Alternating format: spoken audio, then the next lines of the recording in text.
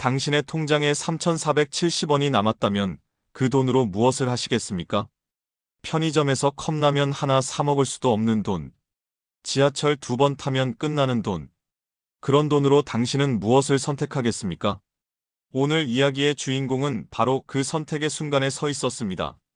그리고 그가 내린 선택은 그의 인생을 완전히 바꿔놓았습니다. 이것은 단순한 행운의 이야기가 아닙니다. 바닥까지 떨어진 한 사람이 어떻게 다시 일어섰는지. 그 진짜 이야기입니다. 김준혁 가명, 43세. 그는 한때 잘나가는 사업가였습니다. 작은 인테리어 자재 도매상을 운영했던 그는 성실함 하나로 15년을 버텨왔습니다. 직원 5명, 월 매출 8천만 원, 넉넉하진 않아도 가족들 먹여 살리기엔 충분했습니다. 그러던 2022년 코로나 이후 건설 경기가 급격히 냉각되기 시작했습니다. 대형 건설사들이 프로젝트를 중단하거나 연기했고 자연스럽게 자재 주문량도 급감했습니다. 처음엔 일시적인 현상이라 생각했습니다. 조금만 버티면 돌아올 거야. 하지만 시장은 돌아오지 않았습니다. 2023년 상반기, 그는 직원들 월급을 맞추기 위해 개인 신용대출을 받았습니다. 4천만 원, 그리고 그해 하반기엔 사업자 대출 8천만 원을 더 받았습니다. 다음 달엔 큰 주문이 들어올 거야. 그때 갚으면 돼. 하지만 그 주문은 오지 않았습니다. 2024년 초, 결국 사무실 문을 닫았습니다. 직원들에게 밀린 임금을 주고 남은 재고를 헐값에 처분하고 보증금 반환도 제대로 받지 못한 채 그는 빈손이 되었습니다. 통장엔 빚만 남았습니다. 1억 3천만 원. 빚은 숫자로만 존재하는 게 아니었습니다. 매일 아침 울리는 독촉 전화와 신용카드 대금 연체 안내 문자 및 아파트 관리비 3개월 연체, 아내의 한숨 소리, 고등학생 딸의 눈치 등. 아빠, 나 학원비. 딸이 말을 꺼내다가 그의 얼굴을 보고 입을 다물었습니다. 준혁은 그 순간이 칼로 가슴을 찌르는 것보다 아팠습니다. 아내는 파트타임 일을 시작했습니다. 마트 계산대에서 일했으며 시급은 9,860원이었습니다. 하루 5시간씩 일주일에 5일, 그렇게 한 달에 100만 원을 벌었습니다. 하지만 그 돈으로는 생활비도 빠듯했습니다. 준혁도 일자리를 찾았습니다. 43세 경력 단절 자영업자를 받아주는 곳은 많지 않았습니다. 배달 일을 시작했습니다. 오토바이 렌탈비 하루 2만 원. 비 오는 날도, 눈 오는 날도 그는 헬멧을 썼습니다. 한 달에 200만 원을 벌면 다행이었습니다. 하지만 대출 이자만 한 달에 70만 원이 넘었습니다. 카드값, 생활비, 공과금을 내고 나면 손에 남는 건 없었습니다. 그렇게 6개월이 흘렀습니다. 2024년 11월 21일 목요일, 준혁은 스마트폰으로 은행 앱을 열었습니다. 통장 잔고 3,470원. 그는 화면을 멍하니 바라봤습니다. 새로 고침을 눌러봤습니다. 숫자는 그대로 3,470원이었습니다. 어제 배달일로 번 돈 18만 원은 즉시 카드 대금으로 빠져나갔습니다. 최저 납입 금액조차 채우지 못한 금액이었지만 그나마 연체를 하루라도 늦추기 위한 발버둥이었습니다. 그는 주머니를 뒤졌습니다. 1,000원짜리 지폐 2장과 동전 몇 개 합쳐봤자 2,300원. 냉장고를 열었습니다. 김치 반찬통 하나, 계란 3개, 오래된 양파 1개. 저녁은 뭘 먹이지? 아내는 오늘도 마트에서 일하고 있었습니다. 딸은 학교에서 돌아올 시간이었습니다. 준혁은 소파에 주저앉았습니다. 이게 인생인가? 그는 천장을 바라봤습니다. 눈물이 나올 것 같았지만 나오지 않았습니다. 눈물조차 말라버린 기분이었습니다. 그때 현관문이 열렸습니다. 아빠, 다녀왔어요. 딸 지민이가 가방을 벗으며 들어왔습니다. 그녀는 아빠의 표정을 보고 잠시 멈칫했습니다. 아빠, 괜찮아요? 응, 괜찮아. 준혁은 억지로 미소를 지었습니다. 지민아, 저녁은 나가서 먹을까? 아니요, 괜찮아요. 친구가 떡볶이 사줬어요. 배불러요. 거짓말이었습니다. 지민이는 점심도 거른 채였습니다. 하지만 그녀는 아빠의 지갑 사정을 너무 잘 알고 있었습니다. 준혁은 그 순간 무너질 것 같았습니다. 저녁 7시쯤 준혁은 집을 나섰습니다. 담배 좀 사러 갈게. 아내에게 그렇게 말했지만 담배 살 돈도 없었습니다. 그냥 집에 있기가 답답했습니다. 아파트 단지 앞 편의점에서 그는 안으로 들어가지 않고 밖에서 서성였습니다. 유리창 너머로 진열된 과자들, 도시락들, 컵라면들이 보였습니다. 저것도 못 사 먹는구나. 그때였습니다. 준혁이 형, 뒤에서 누군가 그를 불렀습니다. 돌아보니 같은 아파트에 사는 후배 민수였습니다. 형, 여기서 뭐해요? 아, 그냥 산책. 저도 담배 사러 가는 길인데 형도 피우시죠? 민수는 편의점으로 들어가며 준혁의 팔을 잡아 끌었습니다. 민수는 담배 한 갑을 집어들고 계산대로 향했습니다. 그리고 무심코 로또 판매대를 바라봤습니다. 아, 오늘 로또 추첨일이네. 형 로또 하세요? 아니, 안 해. 저는 가끔 사요. 그냥 재미로. 어차피 당첨 안 되는 거 알지만 그래도 꿈이라도 꾸자고. 민수는 웃으며 로또 용지를 집어들었습니다. 형도 한 장 해봐요. 요즘 힘드시잖아요. 이런 게 위로가 되기도 해요. 준혁은 고개를 저었습니다. 돈이 없어서. 에이, 1,000원짜리 하나 뭐 어때요? 제가 살게요. 아니야, 괜찮아. 하지만 민수는 이미 로또 용지 2장을 작성하고 있었습니다. 하나는 형 거예요. 자동으로 할게요. 민수는 준혁의 말을 듣지 않고 2,000원을 계산대에 내밀었습니다. 형, 받으세요. 준혁은 난처한 표정으로 로또 용지를 받아들었습니다. 얇은 종이 한 장. 거기엔 무작위로 찍힌 숫자 6개가 적혀 있었습니다. 8, 15, 23, 31, 39, 42. 고마워, 민수야. 나중에 꼭 갚을게. 무슨 말씀을요? 당첨되면 밥 한 끼만 사주세요. 둘은 편의점 앞에서 담배를 나눠 피웠습니다. 그리고 각자의 집으로 돌아갔습니다. 준혁은 손에 쥔 로또 용지를 바라봤습니다. 이게 뭐가 되겠어? 그는 쓸쓸히 웃으며 지갑에 로또를 접어넣었습니다. 그날 밤, 토요일 밤, 준혁은 거실 소파에 누워 TV를 켜놓고 있었습니다. 아내와 딸은 방에서 쉬고 있었습니다. TV에선 로또 추첨 방송이 나오고 있었습니다. 그는 무심코 화면을 바라봤습니다. 이번 주 당첨 번호는? 아나운서의 목소리가 들렸습니다. 8번. 준혁은 별 생각 없이 듣고 있었습니다. 15번. 그런데 그 순간 어디선가 익숙한 숫자가 들린 것 같았습니다. 23번.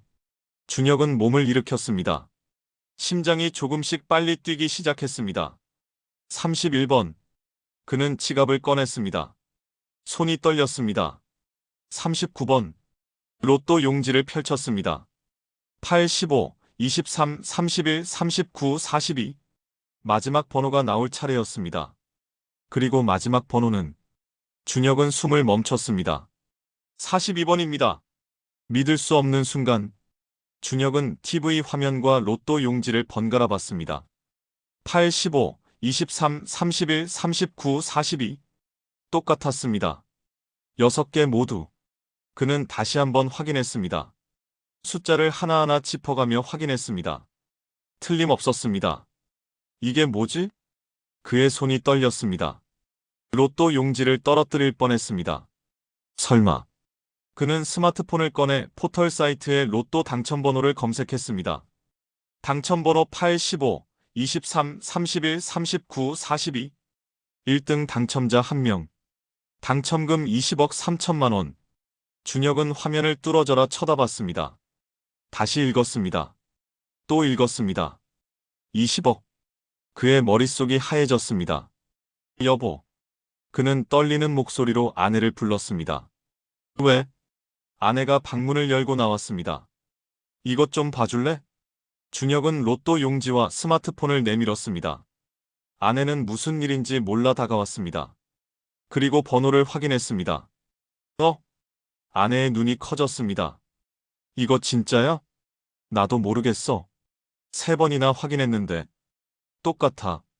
이게 대체. 아내도 손이 떨리기 시작했습니다. 당첨금이 20억? 정말이야? 맞아. 부부는 서로를 바라봤습니다. 아무 말도 나오지 않았습니다. 그리고 잠시 후 아내가 준혁의 손을 꽉 잡았습니다. 여보. 아내의 눈에서 눈물이 흘러내렸습니다. 준혁도 눈물이 터져나왔습니다. 미안해. 정말 미안해. 그는 아내를 끌어안았습니다. 6개월 동안 꾹꾹 눌러왔던 감정들이 한꺼번에 터져나왔습니다. 이제 괜찮을 거야.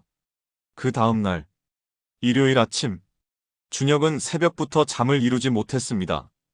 꿈인가 싶어 몇 번이고 로또 용지를 확인했습니다. 숫자는 그대로였습니다. 은행 업무 시작 시간인 9시까지 기다렸다가 그는 가장 가까운 은행 지점으로 향했습니다. 로또 당첨금은 농협에서 수령할 수 있었습니다. 당첨금 수령하러 오셨습니까? 직원이 물었습니다. 네. 1등입니다. 신분증과 로또 용지 주시겠습니까?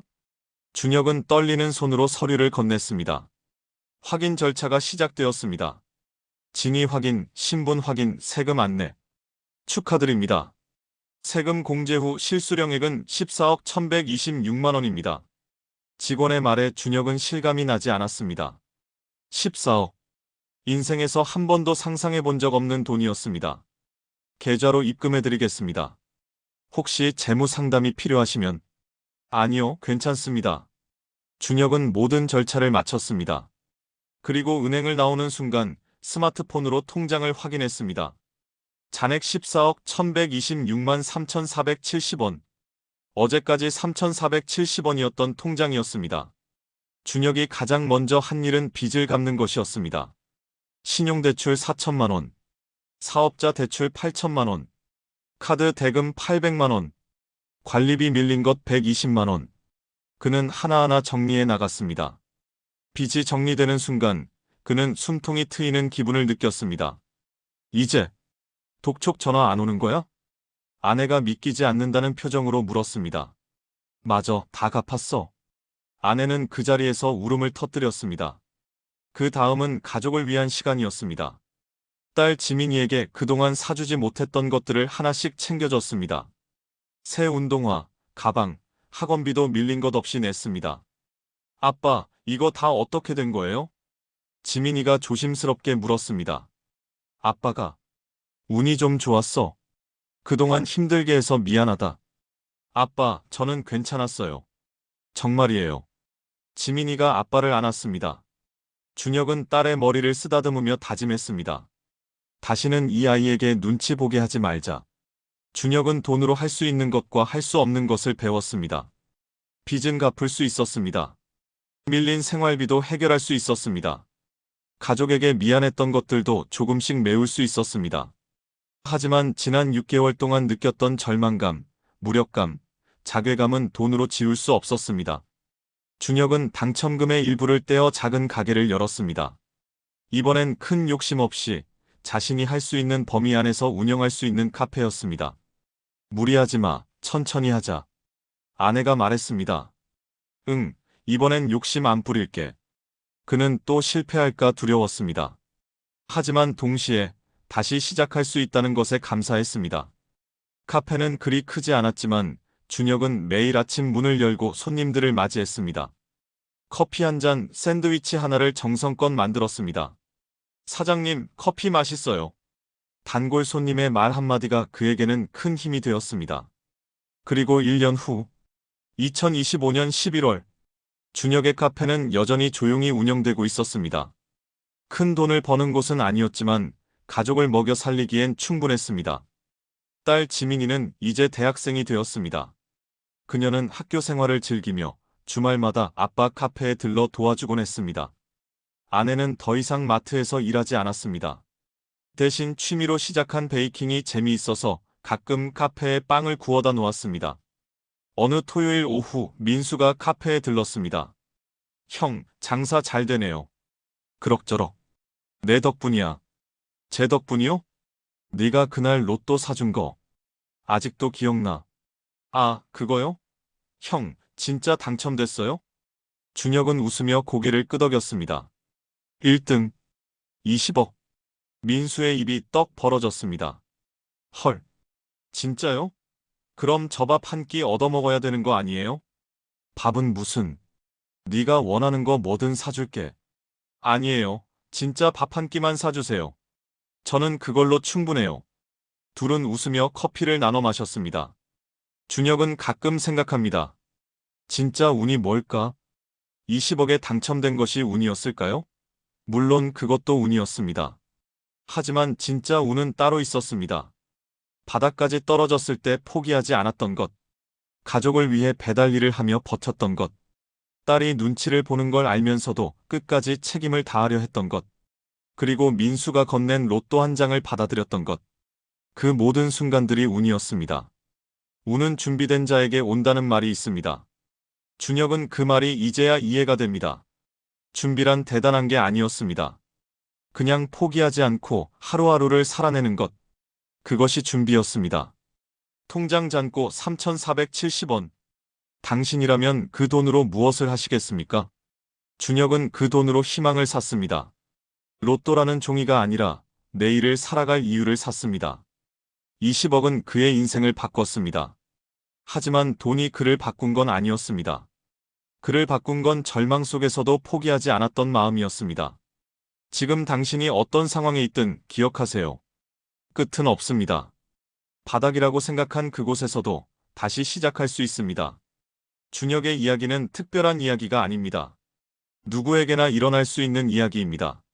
중요한 건 당첨 여부가 아닙니다. 중요한 건 오늘을, 지금 이 순간을 포기하지 않는 것입니다. 그것이 진짜 행운입니다.